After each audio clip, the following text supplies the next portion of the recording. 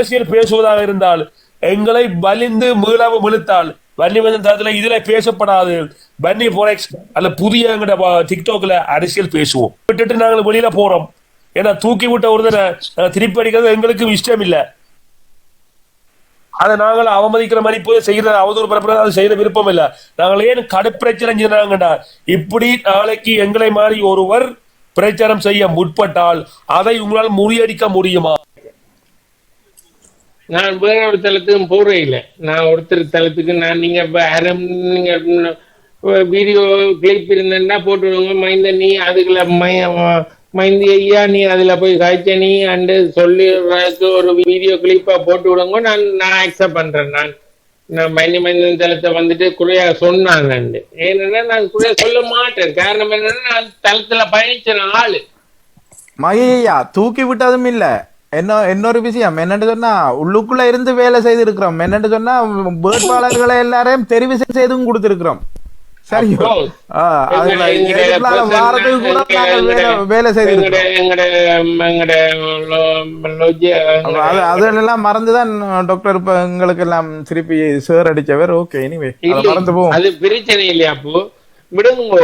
என்ன தெரியுமா, நான் என்ன ஒன்று சொல்றேன். நீங்கள் அதை திருப்பி நீங்கள் அதை கொண்டு வர்றீங்க. காரணம் என்னண்டா, அப்போ நாங்கள் வந்துட்டு எங்கட மக்களுக்கு தான் செய்ய போறோம். சரியா? அதை நீங்கள் உணர்ந்து கொள்ளுங்க. அதுக்காகத்தான் நாங்கள் இவ்வளவு கஷ்டப்பட்டோம்.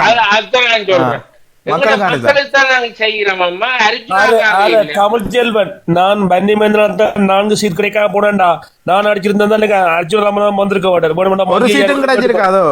நான் துரோகிய நடிகை திருப்பி அடிச்சிருந்தா இன்னைக்கு அந்த சீட்டும் இல்லாம இருந்திருப்பார். நாங்க அதை செய்யல. ஏன்னா செய்யல என்றால் அன்றைக்கு நான் மன வலியோட அவர் திருப்பி பரப்புற நான் மேற்கொண்டிருந்தால் அவர் திரும்பவும் வந்து கட்சி அமைக்க போறேன்னு சொல்லி மக்கள் மத்தியில வந்து கேட்பார். பணத்துக்கு மேல பணம் தான் கேட்பார். அது நாங்க விட்ட புளியா இருக்கு. அதனாலதான் அந்த வலியை சுமந்து கொண்டு கடந்து வந்து கரையேற்றி விட்டு போட்டு இப்ப சில நாட்களாக வச்சு அவர் தவறுகளை சூட்டி காட்டுகிறாங்க. அரசியல் செய்யுங்க, பிரச்சனை இல்லை. பணம் வாங்குதான் நாங்கள் எதிர்க்கிற மாட்டோம். அந்த கோட்பாடுக்கு நின்று நாங்கள் எதிர்ப்பெற வச்சோம். பேச்சேவானது. நாங்க இப்ப போறோம், அடுத்த கட்டணம் நகர போறோம். சரிதானே? கொஞ்ச நாளுக்கு நாங்கள் வந்து வேற வித மாதிரி கதைப்போம். இதுக்கு நாங்கள் பெற மாட்டோம். உலக அரசியலுக்கு வரையில முறையோட கதைப்போம். ஆனால் இதுல யூடியூபரை உருவாக்குறது, அதே நேரத்துல மக்களுக்கு பயன்படக்கூடிய விஷயத்தை நாங்க ஆட்டுவோம். அரசியல் பேசுவதாக இருந்தால் எங்களை வலிந்து மீளவும் இழுத்தால் வன்னிமேந்திரன் தளத்துல இதுல பேசப்படாது. வன்னி போரெக்ஸ் அல்ல புதிய டிக்டாக்ல அரசியல் பேசுவோம். அப்போ நான் என்ன சொல்றேன், நீங்களே நாங்க இப்ப விட்டுட்டு சொன்ன மாதிரி விட்டுட்டு நாங்கள் வெளியில போறோம்.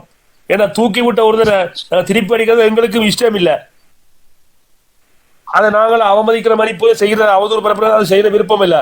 நாங்கள் ஏன் கடுப்பிரச்சனை செஞ்சாங்கடா, இப்படி நாளைக்கு எங்களை மாதிரி ஒருவர் பிரச்சாரம் செய்ய முற்பட்டால் அதை உங்களால் முறியடிக்க முடியுமா? நிச்சயம். வன்னிமேந்திரன் இன்றைக்கு போயிட்டான். வன்னிமேந்திரன் மாதிரி யாரும் இந்த நாளைக்கு வரமாட்டாங்க. கடைசி வந்து வரமாட்டாங்க. வன்னிமேந்திரன் பாவம் நாளைக்கு வரமாட்டாங்க. கடந்து போறோம்.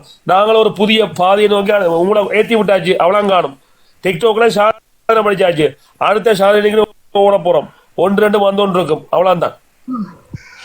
இல்ல நான் இப்ப என்ன சொல்றேன்டா, அப்போ என்ன இனி வர காலத்திலே அப்போ லோகத்துல வருவோம். இப்ப என்ன சொல்றேன்டா, இனி இப்ப 2000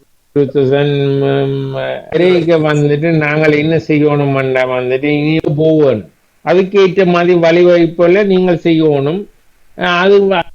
அது வந்துட்டு நாங்கள் இப்ப அரிஜுனாக வந்துட்டு வெடிக்கிறதா வந்துட்டு போட்டு கொண்டு போய் அதுக்கு இடையில வந்துட்டு நாங்கள் அரிஜுனா வந்துட்டு போட்டு கொண்டிருக்கலாம். அது வேற பிரச்சனை. ஆனா வந்துட்டு நாங்கள் என்ன செய்யணும்டா வந்துட்டு எங்கட மக்களுக்கு அடுத்த சேவை இன்னும் வந்துட்டு இப்ப இன்றைக்கு வந்து நீங்க பார்த்திருப்பீங்க. இன்றைக்கு வந்துட்டு